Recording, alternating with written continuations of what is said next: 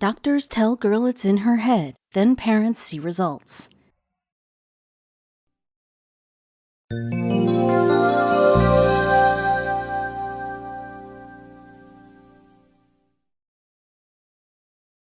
Hayley clutched her side again. What was that, the 100th time today? She thought.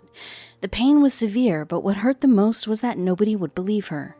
She had been told by more than one person that the pain she felt was merely in her head. But after the pain continued, finally one doctor asked her to come in for treatment. Her father wasn't pleased, to say the least. Hayley loved swimming ever since she started at the young age of 18 months old, now 16 years old. She's more passionate than ever to pursue her dream. On one day, Hayley was having her routine practice and noticed that she wasn't as graceful as she normally was. Just as she was about to reach to onside of the pool, she clutched her side as she felt an intense pain in her abdomen. Hayley's team helped her out of the pool to the safety of the solid ground. She could barely move with how intense the pain was. It had her pinned in place as she tried to take deep breaths. The lifeguard present didn't know what to think and decided it best to call her parents. While Hayley may have escaped the icy depths of the water, this was only the start of her problems. Hayley dismissed the pain as just a pulled muscle, but soon she realized the pain was only getting worse and had no intentions of going away soon. Hayley's parents, Beth and Brian, dismissed her complaints as they knew it wasn't uncommon for swimmers to feel discomfort in their bodies from time to time. But it was in the middle of that night that Hayley woke up from the pain with a sudden shriek. The pain that Hayley felt paralyzed her. It wasn't just the pain in her side anymore, but now she couldn't even get out of bed. Her parents woke up from her screams and rushed to her room. They switched on the lights and Hayley wheezed, "It's hard to breathe." Brian and Beth were concerned for their daughter and lost for words. They took their daughter's complaints more seriously now. Maybe she'd really hurt herself this time. As they looked at the terrified expression Hayley was making, she could barely do anything except lie down in pain. In the morning that followed, Hayley needed help getting dressed and they took her to hospital. They would never forget what the doctors would tell them once they looked at Hayley. Beth and Brian silently sat in the waiting room while the doctor ran tests. Oddly enough, they didn't ask much about Hayley and her symptoms. They seemed to already think they knew what was going on. Hayley's parents felt that that was at least good news. If the doctors were confident, then so were they. But no one expected the test results to leave them scratching their heads. The results showed that Hayley was completely fine. According to the doctors, the scan results also showed no bruising or damage of any kind where she was feeling the pain. They told her that she must have just worked a bit too hard at the pool and that she should stop swimming for a bit. Hayley couldn't believe what she was hearing. She wouldn't leave until they gave her a proper explanation. "You must have missed something. The pain is unbearable," Hayley cried out, trying to hold back her tears. The doctor looked at their chart again and just repeated what he'd already told her. She was fine. Nothing came up on any of the tests. At the very end, they finally told her something that would leave her speechless. How could they insinuate that? With every test coming back with nothing, the doctors told her it must be due to stress, that the pain she was feeling was made up.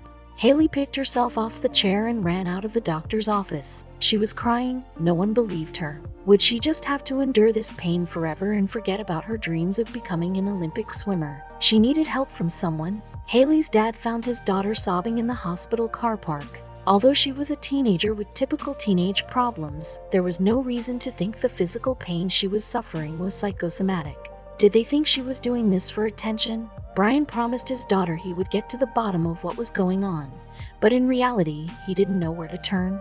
By this point, even strapping on a backpack or using a hairdryer left Hayley crying in pain. Brian was furious that a doctor would even suggest to his suffering little girl that this was all in her head. So he did what any father would do. He got to work looking for the best doctors in the country to get Hayley well again. And right from the outset, he faced nothing but obstacles. Brian was recommended a top doctor by a friend from work and took Hayley directly to see him. But despite a more thorough analysis, he more or less echoed the findings of the first doctor. Nothing was coming up on the scans, therefore there's nothing wrong with her. The desperate father couldn't bear to watch his daughter in agony anymore and vowed to do whatever it takes to get her back to her normal life. Then Beth discovered a promising lead. Hayley's mom, Beth, had been desperately scrolling through medical websites looking for some kind of explanation, but nothing useful was coming up. It took the best part of the year until she discovered the work of Dr. Lisa McMahon, who had had a personal experience that would prove pertinent to Hayley's case. But would they be able to get an appointment? It was just really hard as a parent to watch your kid be in pain and not be able to do anything about it, said Brian, but when we took her to the Phoenix Children's Hospital in Arizona, things started to look hopeful. Dr. McMahon welcomed Hayley warmly when she arrived at the hospital and said she could see that what she was going through was really tough. Hayley smiled for the first time in months. Finally, someone understood. But could she help her? Dr. McMahon put her hand on Hayley's shoulder and told her everything was going to be all right. The budding Olympian swallowed hard as she watched Dr. McMahon go through all the same tests as the previous doctors. But when they sat down to look at the results, Dr. McMahon was more confident than the others as she explained her diagnosis. She was sure she had found what every previous doctor had missed. Dr. McMahon explained that Hayley was suffering from a rare condition known as slipping rib, meaning the cartilage surrounding her lower rib cage wasn't staying fixed where it should be and was causing her pain. The doctor was able to quickly diagnose Hayley's condition and recommend the correct treatment. But the reason why she was able to detect it so fast is quite a coincidence. Dr. McMahon had suffered from the condition herself when she was Hayley's age. The symptoms Hayley described led her to investigate something that any other doctor would have overlooked. The rare condition is caused by cartilage from the lower rib slipping, which causes the sufferer pain in their chest or upper abdomen. It usually occurs in middle-aged people. But diagnosis was one thing, successful treatment would be another altogether, and Hayley's dad was dreading it. As she prepared for her first session of physical therapy, he knew she had a long and painful journey ahead of her. Was it going to hurt even more? Would it eventually take her pain away? Would she ever be able to swim again?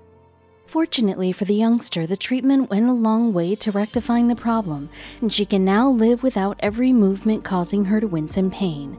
She was even given a designer swimsuit from her idol Missy Franklin, who was touched by her story of recovery. "I am most definitely feeling better," said Hayley. "It's nice to be able to live again without having to worry about your ribs popping. Can you imagine living a whole year in pain without knowing what was causing it?"